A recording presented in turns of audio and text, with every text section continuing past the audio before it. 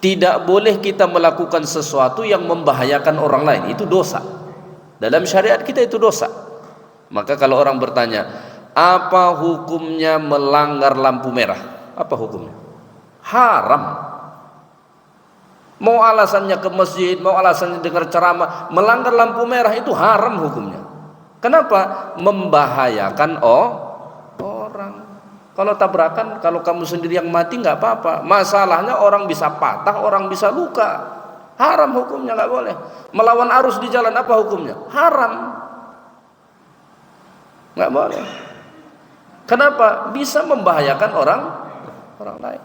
Nah, Nabi sebut dalam hadis, la darara wa la dirara. Jangan bahayakan dirimu dan jangan bahayakan orang lain, nggak boleh.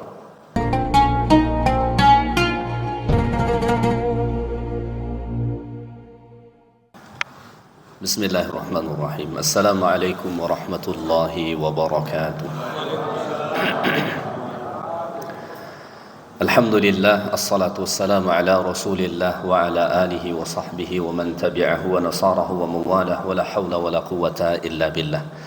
Bapak ibu kaum muslimin dan musliman, jamaah yang dimuliakan Allah subhanahu wa ta'ala, kajian kita pada malam ini kita sambung kajian tafsir surah Al-Kahfi. Seingat saya sebelum ini kita ada membahas tentang kisah Nabi Musa alaihi salam dengan Khidir ataupun Khadir. Dalam perbahasan dalam surah Al-Kahfi ini Allah Ta'ala menjelaskan tatkala Nabi Musa berjalan mengikuti Khidir dengan maksud belajar kepada Khidir, ada 3 tindakan aneh yang dilakukan oleh Khidir menurut Nabi Musa alaihi salatu wassalam. Pertama, saat mereka menaiki perahu di tengah-tengah lautan itu, tiba-tiba Khidir hendak melubangi itu perahu. Melihat itu Musa marah. Maka Musa berkata, wahai Khidir, apa yang kau lakukan? Apakah engkau hendak menenggelamkan semua orang yang ada di dalam perahu ini? Litughriqa ahlaha, kata Nabi Musa. Karena kalau sampai itu perahu bocor, air masuk, yang tenggelam bukan cuma Khidir, tapi semua orang yang ada di perahu itu tenggelam. Dan menurut ilmu yang dikuasai Nabi Musa itu salah. Sama seperti yang ada dalam syariat kita itu juga salah. Tidak boleh kita melakukan sesuatu yang membahayakan orang lain, itu dosa. Dalam syariat kita itu dosa.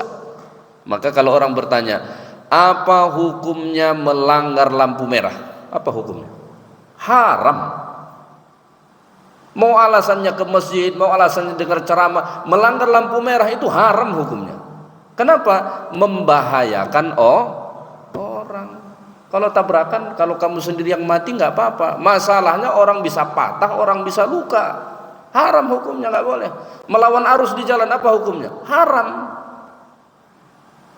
Nggak boleh. Kenapa? Bisa membahayakan orang lain. Nah, Nabi sebut dalam hadis, la darara wa la dirara. Jangan bahayakan dirimu dan jangan bahayakan orang lain, nggak boleh. Maka melihat itu Musa marah. Tapi Khidir kembali ingatkan, wahai Musa, kita sudah ada MOU, nggak boleh banyak nanya. Tapi Musa minta maaf, berjalan lagi, ketemu dengan anak kecil. Setelah mendarat ketemu dengan anak kecil. Kita biasanya kalau ketemu anak kecil kita sayang, ya kan? Karena anjuran Nabi begitu, irhamus shaghir wahtarimul kabir, sayangi anak-anak, hormati yang tua, kan begitu. Ini Khidir dicekik itu anak mati. Kalau kita punya kawan, kita pergi jalan-jalan ketemu anak kecil, nggak usah dibunuh deh. Ketemu anak kecil ditonjok aja begini, kira-kira apa respon kita sama kawan kita tuh? Pasti kita marah. Kamu nih kok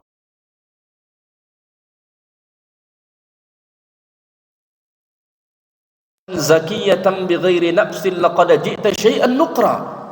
Kenapa engkau membunuh orang yang tidak bersalah? Engkau sudah melakukan kemungkaran yang sangat besar. Karena membunuh itu salah satu dosa besar. Nabi sebut akbarul kabair, dosa yang paling besar dari semua. Yang paling besar itu pertama syirku billah. Yang di bawah itu apa? Qatlun nafs, membunuh jiwa yang tak bersalah. Itu dosa besar. Lagi-lagi Khidir mengingatkan Musa, wahai Musa, sebelum ini kan saya sudah kasih tahu, kamu tidak akan bisa sabar ikut dengan saya. Musa minta maaf lagi, kasih saya sekali lagi kesempatan.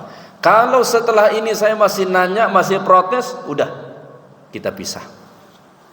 Pergilah mereka menuju satu kampung. Sampai di kampung itu Musa dan Khidir kelaparan, perut udah keroncongan. Saat itu ampera belum ada. Kalau sekarang kita kan lapar gampang, banyak ampera, bervariasi harganya. 10.000 pun mungkin masih ada ya. Tapi begitulah, ya kelas 10.000 kan. Tapi bisalah makan kira-kira. Masa itu nggak ada. Budaya orang saat itu apa? Kalau ada orang luar kampung yang kelaparan, tak ada bekal makanan, maka kewajiban penduduk kampung itu yang menyediakan makan. Budayanya begitu. Saya masih ingat betul dulu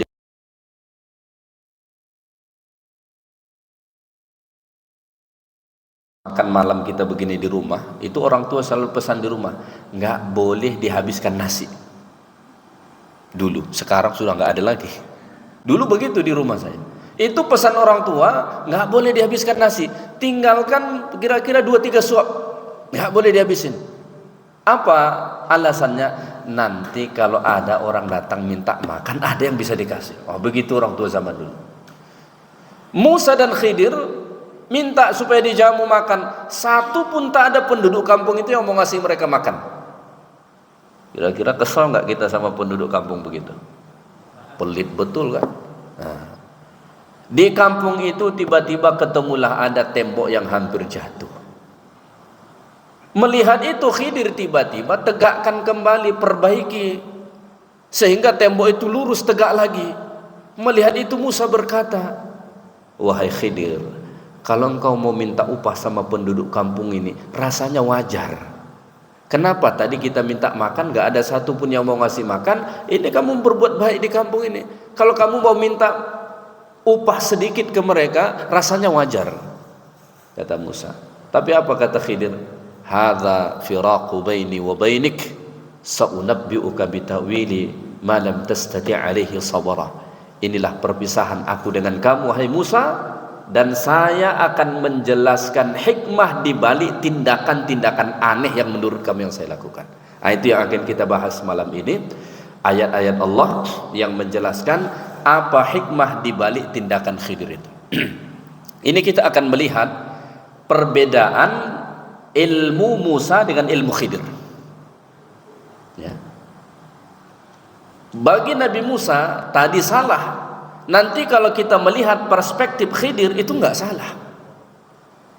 Makanya benar ada ungkapan orang bilang begini, mungkin pernah kita dengar, semakin tinggi ilmu seseorang, makin sedikit menyalahkan. Kenapa ungkapan itu benar? Karena semakin tinggi ilmu seseorang, semakin banyak sudut pandang dia. Kadang-kadang sesuatu itu tampak jelek, tampak buruk, karena kita memandang cuma dari satu sudut pandang. Andai kata kita bisa melihat dari sudut pandang yang lain, mungkin saja kita memberikan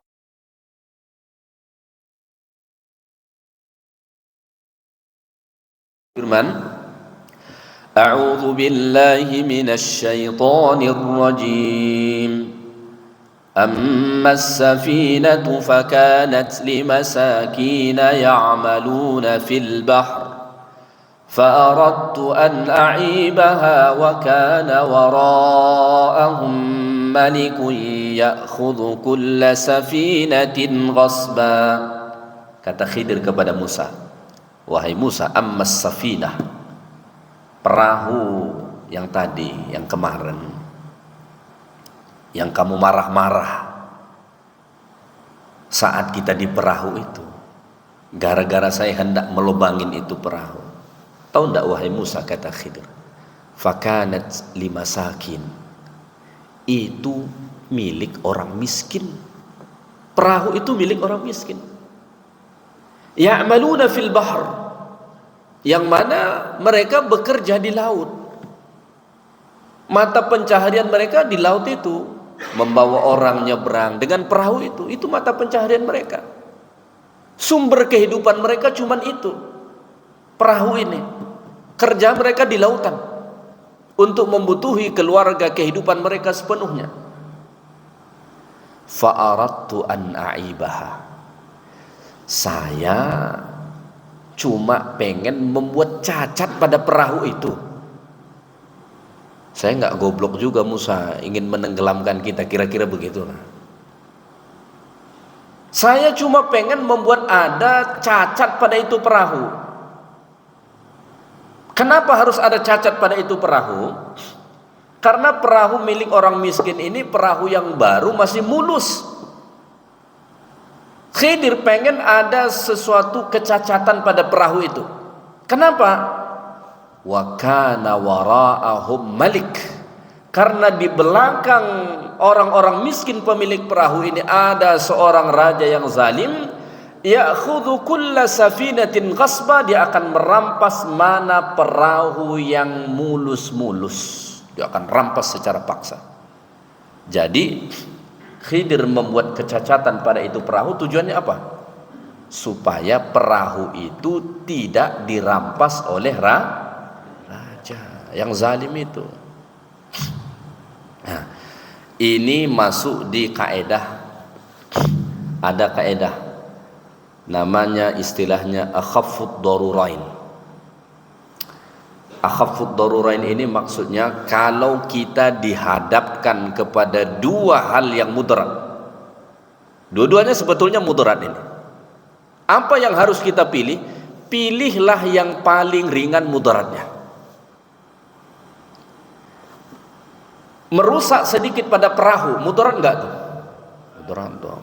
Bapak beli mobil, baru 3 bulan ini mobil dibeli, lecet, gimana perasaannya?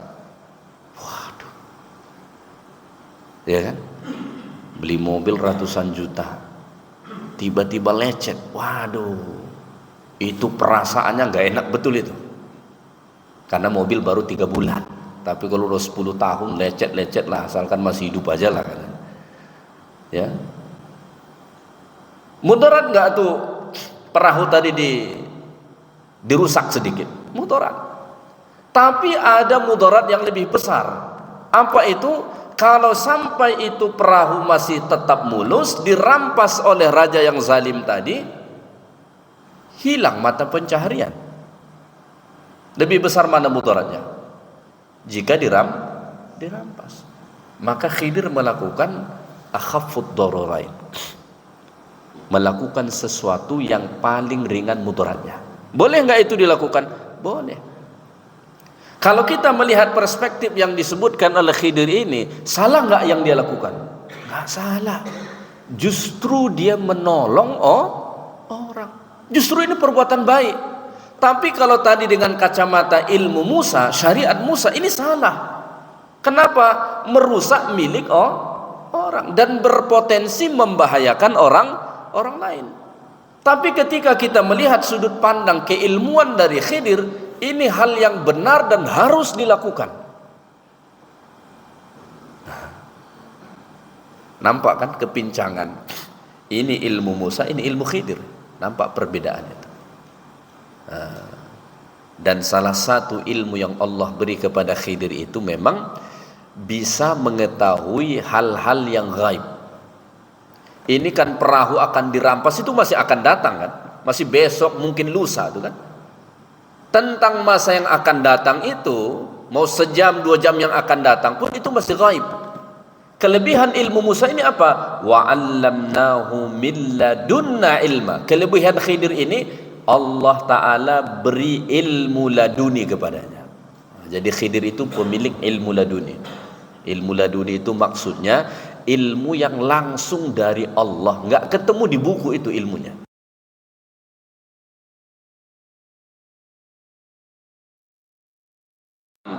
Semua ada dalam Quran, ada dalam hadis. Tapi ilmu laduni ini ilmu langsung pemberian Allah yang Allah ilhamkan kepada orang-orang tertentu. Mungkin kita sering mendengar istilah ilmu laduni, cuma di negeri kita ini sering sekali ditafsirkan dengan penafsiran yang aneh-aneh. Tiba-tiba dia bisa apa namanya, seperti orang yang kerasukan. Nah, kononnya itu ilmu laduni, itu ilmu setan namanya, bukan laduni namanya. Dia belajar bela diri dapat ilmu laduni, ilmu setan itu. Ilmu laduni itu lahir dari riyadhah panjang, peribadatan panjang, lalu Allah Ta'ala hadiahkan ilmu langsung dari Allah. Makanya disebut dalam riwayat, man amila bima'alima warrathahullahu ilman ma lam ya'lam. Siapa yang mengamalkan ilmu yang telah dia ketahui, Allah wariskan kepada dia ilmu yang belum dia ketahui. Ini selari dengan firman Allah dalam Quran, wattaqullah wa yu'allimukumullah. Bertakwalah kamu kepada Allah, niscaya Allah akan mengajarkan kamu ilmu.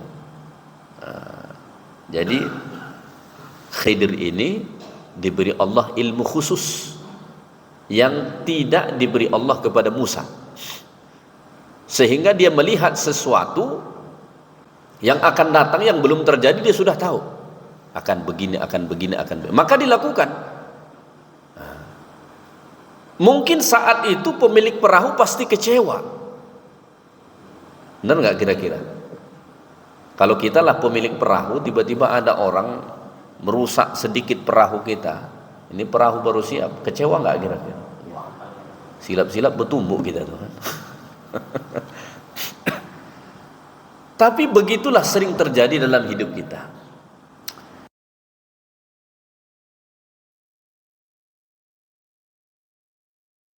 Artian hal yang kita tidak sukai, seringkali kita marah-marah, kita benci, kita nggak suka, kita kecewa, kita sedih.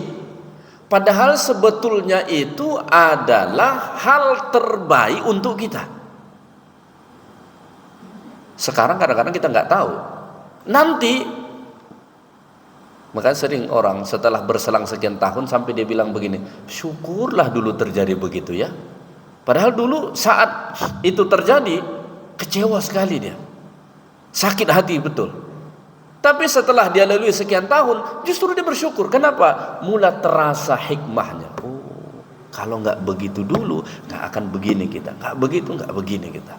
Nah, ya, makanya kata Al-Imam Ibnu Qayyim Al-Jauziyah rahimahullah, makam tertinggi orang dalam mendapat musibah itu bersyukur. Itu makam tertinggi.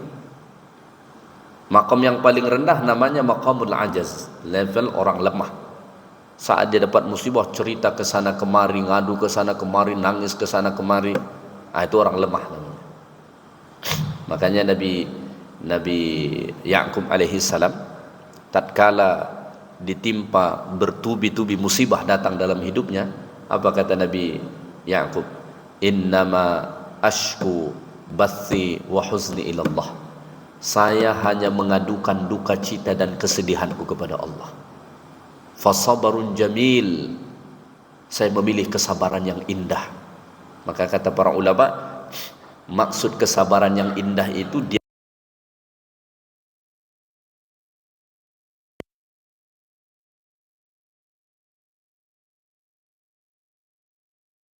orang satu kampung tahu masalah dia. Ya. Baru level yang kedua namanya level sabar. Tadi level orang lemah, di atasnya level orang sabar. Sabar itu artinya menahan pedih, sakit, sesak, berat, tapi coba untuk ditahan. Itu namanya sabar. Ganjarannya besar. Kata Allah dalam Quran, innama yuwaffas sabiruna ajrahum bighairi hisab. Ganjaran sabar itu unlimited, nggak bisa dihitung, nggak ada batasannya. Ganjaran sabar itu, ya. Makanya pahala menahan lebih besar ketimbang melakukan. Ya, pahala menahan itu lebih besar ketimbang melakukan. Kita misalnya zikir itu kan memperbuat, melakukan. Sabar, kita nggak melakukan apa-apa, cuma menahan. Menahan itu kan berat. Ya, pahalanya lebih besar. Nah, begitu, ya. Makanya kadang-kadang Allah Ta'ala datangkan musibah itu bentuk kasih sayang Allah. Allah Ta'ala ingin memberi peluang pahala yang sangat besar kepada kita kalau kita mau sabar. Baru maqam yang ketiga, maqamur ridha, level orang ridha. Ridha itu bagaimana? Tatkala musibah itu datang, dia terima dengan lapang dada. Orang kita sering menyebut dengan ikhlas. Sebetulnya penyebutan yang kurang tepat, karena ikhlas itu dalam beribadah. Salat ikhlas benar, sedekah ikhlas benar, tapi dapat musibah ikhlas enggak benar, enggak tepat. Tapi maksud mereka itu ridha. Dia sudah legowo, dia terima dengan lapang dada. Ya Allah, ini takdirmu, ini ketetapanmu, saya yakin ini ketetapan yang terbaik, saya terima dengan lapang dada. Sesak tadi sudah hilang, ya, perasaan berat tadi sudah hilang, dia sudah terima dengan lapang dada. Di atas daripada itu maqam syukur, level orang bersyukur. Saat dia dapat musibah itu bukan cuma sabar, bukan cuma ridha, bahkan bersyukur kepada Allah. Kenapa?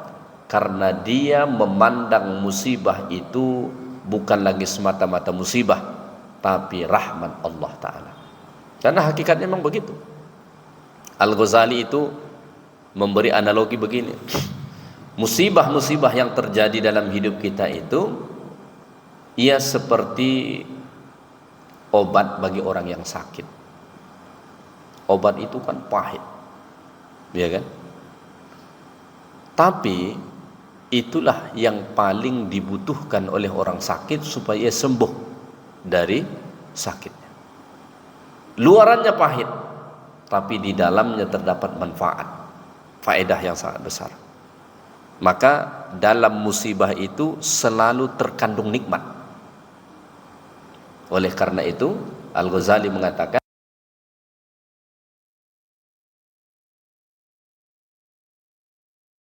dalam hidup kita, melainkan dalam musibah itu ada nikmat. Jadi musibah itu cuma bagian luarnya, dalamnya sebetulnya nikmat. Nah, tapi kan mata kita seringnya cuma melihat bagian luarnya, begitu ya.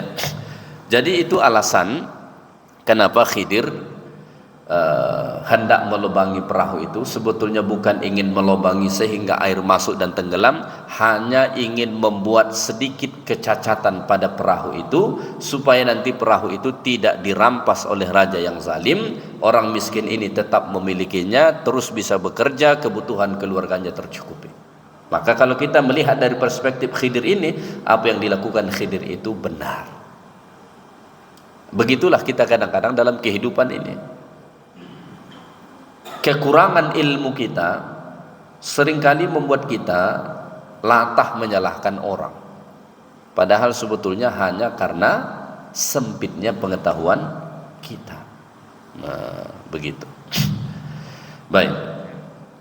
Selanjutnya, wa ammal ghulam fakana abahu mu'minain fakhashina an yurhiqahuma tughyanan wa kufra فأردنا أن يبدلهما ربهما خيرا منه زكاة وأقرب رحما.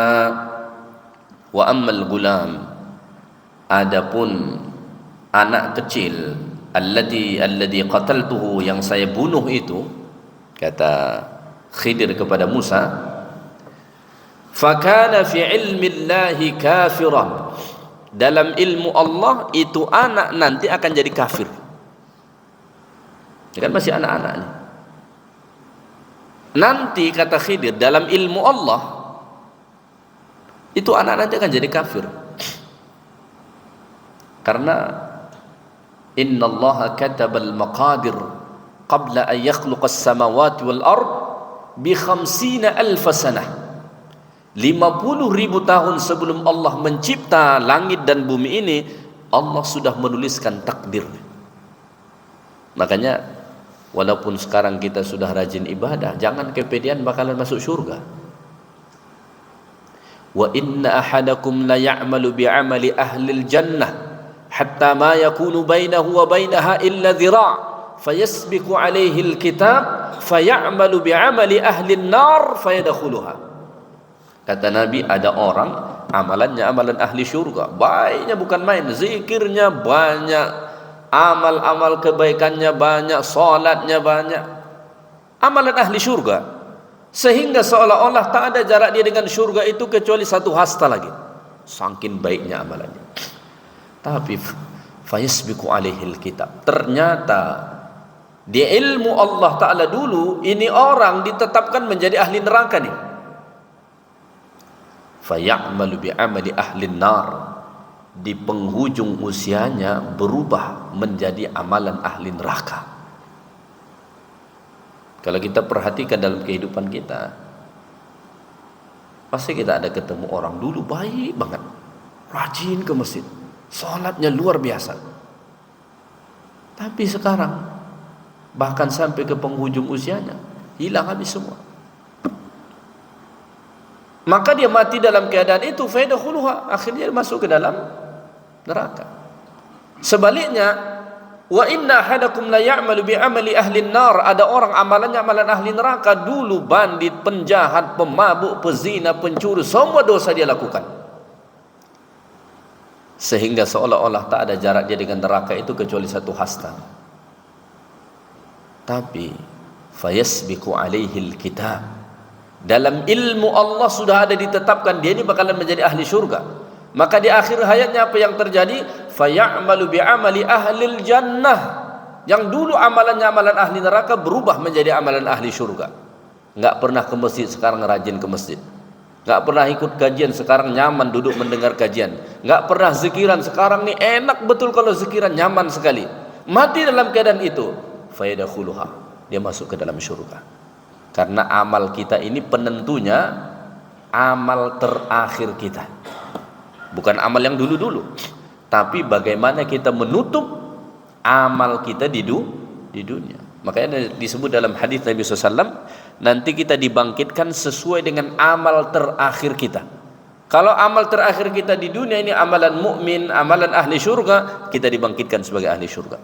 Tapi kalau sebaliknya, kita akan dibangkitkan sebagai ahli neraka. Ya, baik. Kata Khidir, itu anak yang saya bunuh, fakana fi ilmi Allahi kafiran, dalam ilmu Allah ini anak kalau besar nanti jadi kafir.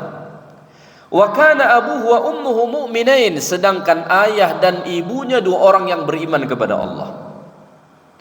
Fa khashina law baqiya al-ghulam hayyan ay yahmila walidayhi ala tajawuzi hududillahi wal kufr. Kami takut, kami khawatir kalau ini anak dibiarkan besar jadi kafir, dia akan memaksa kedua ayah dan ibunya yang mukmin tadi jadi kafir. Ya. Oleh karena itu Khidir membunuhnya. Ya.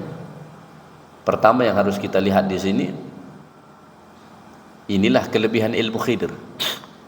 Dia bisa mengetahui sesuatu yang gaib. Allah Ta'ala beritahu.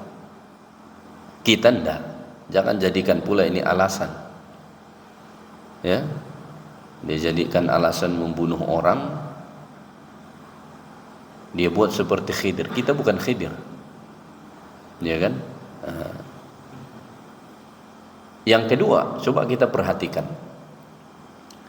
Kalau menurut kacamata ilmu Musa, apa yang dilakukan Khidir tadi salah total. Kenapa? Membunuh orang yang bersalah, yang tak bersalah. Anak kecil, apa salah anak kecil? Dalam Quran Allah Ta'ala mengatakan, wa man qatala nafsan bighairi nafsin faka'annama qatala an-nasa jami'a. Siapa yang membunuh orang yang tak bersalah, dosanya macam membunuh semua orang. Begitu besar dosa membunuh. Ya. Bahkan berniat membunuh orang saja itu dosa besar. Berniat saja untuk membunuh orang, kalau ada kesempatan kubunuh di bulan, itu dosa besar. Makanya Nabi sebut dalam hadis, al-qatilu wal maqtulu finnar, pembunuh dan yang dibunuh sama-sama masuk neraka. Sahabat bertanya, ya Rasulullah, kok bisa begitu? Kalau yang membunuh itu masuk neraka, masuk di akal kami, bagaimana yang dibunuh juga masuk neraka? Kata Nabi, sebetulnya yang dibunuh ini juga pengen membunuh, cuma dia terbunuh lebih dulu. Artinya kan niat itu. Makanya niat membunuh pun itu udah dosa besar, nggak boleh. Nah, menurut ilmu Musa, apa yang dilakukan Khidir itu salah total.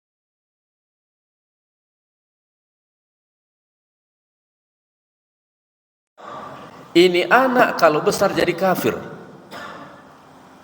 kemudian dia akan memaksa kedua orang tuanya jadi kafir. Kalau mereka mati, di mana kira-kira tempatnya? Kafir di neraka. Sedangkan kalau ini anak dibunuh, meninggal saat kecil, anak-anak yang meninggal saat kecil bagaimana hukumnya? Dalam pendapat banyak ulama, anak-anak yang belum dewasa meninggal dunia, pertama ada pendapat mengatakan agamanya nanti dikategorikan sesuai dengan agama orang tuanya. Ada pendapat ulama begitu. Dan ada pendapat hadis Nabi SAW secara umum bahwa anak-anak yang meninggal dunia sebelum dewasa, mereka nanti selamat akan masuk surga, bahkan bisa memberi syafaat kepada kedua orang tua mereka kalau mereka beriman. Kalau kedua orang tuanya beriman. Kira-kira mendingan mana? Anak ini meninggal saat kecil sehingga nggak sempat dia jadi kafir, sehingga nanti dia akan masuk surga, dan orang tuanya tidak menjadi kafir karena dia tidak akan memaksanya, mati dalam keadaan mukmin, bahkan dia bisa beri syafaat, sama-sama mereka masuk ke dalam surga. Kalau kita melihat perspektif itu, ini anak mendingan meninggal saat kecil atau dibiarkan sampai besar? Meninggal saat kecil. Gak usah lah dulu kasusnya begitu. Ada orang tua saking jengkelnya dia sama anaknya, apa dia bilang? Kalau tahu lah dulu aku perangi kau begini, ku cekik aja kau mati waktu kecil kan. Kenapa? Anaknya setelah besar kerjanya main game online tak habis-habis, main judi online tak habis-habis, malam tak tidur, siang baru tidur, sekolah tak menentu, curi sana sini, ya kan? Dididik tak bisa dididik lagi, saking kesalnya orang tuanya, sampai dia bilang, kalau tahulah aku dulu kau akan jadi begini, mending ku matikan aja kau saat kecil. Ya. Maka kalau kita melihat dari perspektif Khidir, benar gak yang dia lakukan? Benar. Bahkan itu yang semestinya.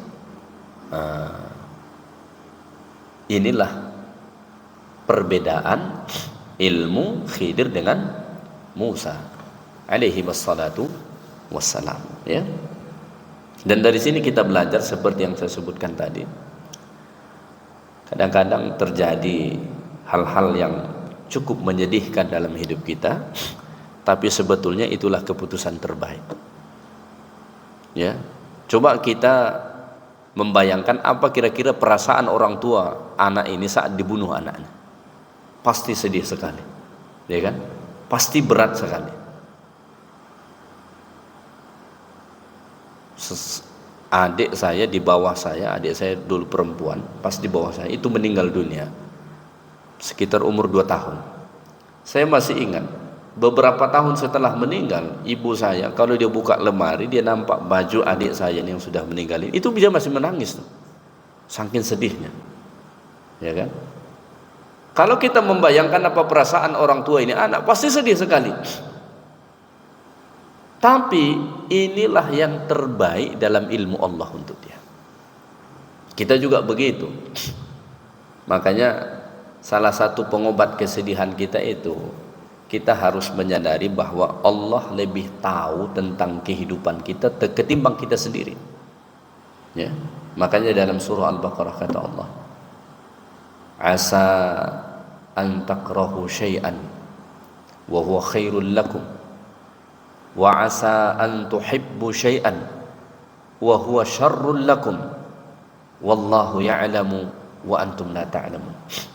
Dalam hidup ini boleh jadi ada sesuatu yang kita enggak suka, enggak berkenan, membuat kita sedih, membuat kita kecewa, membuat kita marah. Tapi kata Allah, itulah yang terbaik untuk kamu. Sebaliknya ada hal yang kita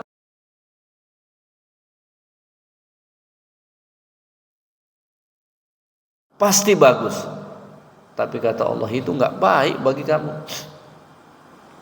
Dua-dua ini kan Kalau kita nggak ada iman, nggak tahu soal ini, dua-dua ini kan mendatangkan kesedihan, mendatangkan beban, ya kan? Baru di hujung ayat itu apa kata Allah? Wallahu ya'lamu wa antum la ta'lamun. Allah Ta'ala lah yang maha mengetahui, sedangkan kamu nggak tahu. Soal apa yang terbaik dan tidak terbaik terhadap diri kita ini, kita sendiri nggak tahu. Yang tahu itu siapa? Allah. Ya kan? Allah. Kita sendiri apa yang terbaik menurut kita untuk kita nggak tahu kita. Mungkin kalau kita dengan egois kita mengatakan saya tahu apa yang terbaik buat saya. Itu cuma ego kita. Yang tahu apa yang terbaik buat kita Allah. Ya kan? Baik. Fa'aradana ayyubdilahuma rabbuhuma khairum minhu zakata wa aqraba ruhma. Maka Allah ingin mengganti anak yang lebih baik dan lebih penyayang kepadanya. Nanti kedua orang tuanya tadi akan dapat anak, anaknya menjadi mukmin yang baik, saleh, penyayang kepadanya. Allah ingin menggantikan itu. Nah, ya. Ada kawan saya sudah lama menikah, beberapa tahun menikah tak dapat anak. Datang mengadu. Dia bilang, Ustaz, saya ini sudah beberapa tahun menikah. Di awal-awal pernikahan sempat istri saya hamil tapi keguguran. Setelah itu enggak pernah lagi hamil. Sudah macam-macam berusaha. Saya bilang sama dia, mungkin saja belum direzekikan Allah dapat anak, karena itulah hal yang terbaik buat dia.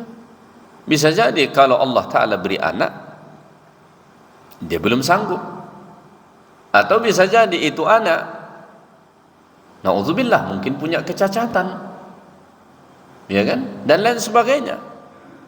Nanti Allah Ta'ala pasti akan beri anak yang terbaik, atau bahkan tak dapat anak sampai meninggal pun, itulah pasti ketetapan terbaik dalam ilmu Allah. Begitu, ya kan?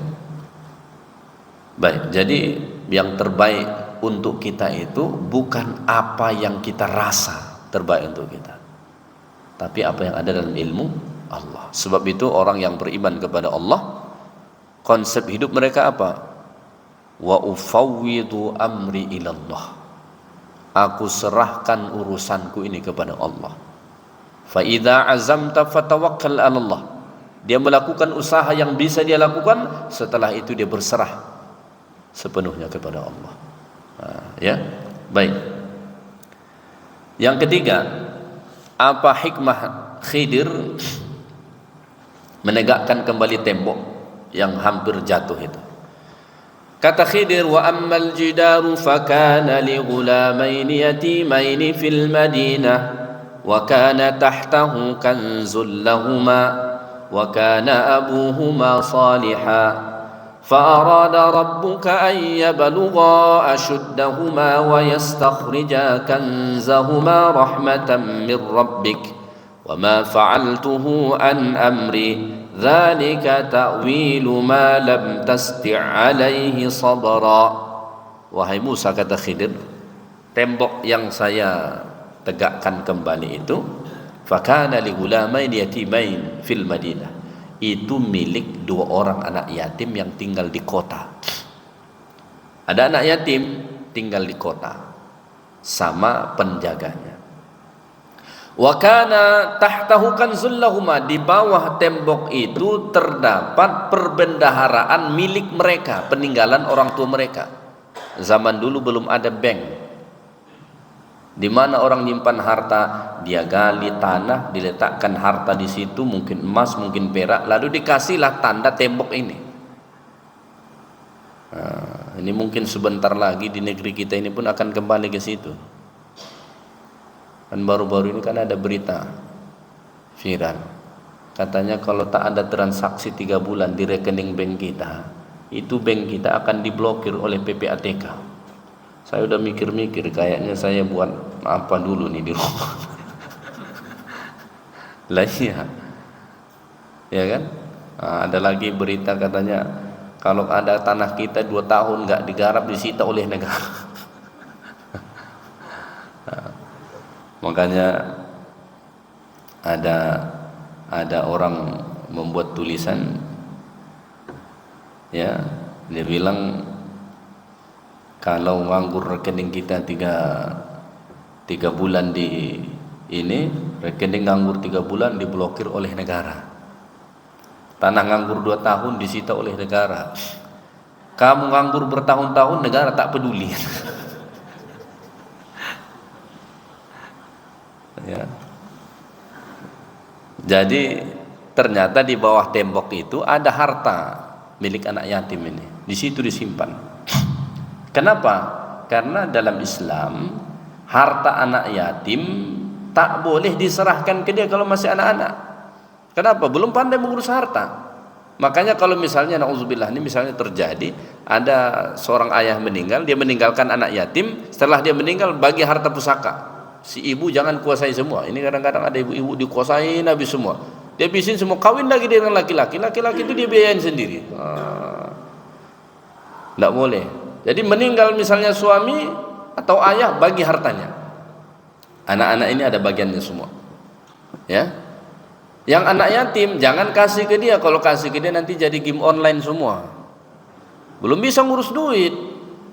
Lalu bagaimana? Pegang, walinya yang amanah pegang, simpan itu. Kapan dikasih? Nanti setelah dia dewasa udah ngerti ngurus duit. Makanya dalam Islam itu ilmu mengenai mengurus keuangan itu ditekankan. Ada orang nggak pandai ngurus duit. Selama ada duit gatal tangan dia mau belanja terus. Iya. Apalagi dengan ada online shop sekarang nih, gatal tangan dia. Ya, baik kita lanjutkan sedikit ya, sedikit saja. Kata Allah, 2 orang anak yatim ini wa kana abuhuma salihah, dulu ayah dan ibunya itu orang saleh. Ya. Jadi Allah ingin menjaga ini supaya tetap di situ ditegakkan. Kalau kita melihat dari perspektif Khidir ini, apa yang dilakukan Khidir itu adalah hal yang terbaik. Tapi ada yang ingin saya sampaikan, hal yang sangat penting dari ayat ini apa? Allah menjelaskan kenapa Allah perintahkan Khidir menegakkan tembok itu kembali demi menjaga harta anak yatim di bawah. Apa alasannya? Karena kedua orang tuanya dulu orang saleh. Saat hidup ayah dan ibu 2 orang anak yatim ini dulu orang saleh.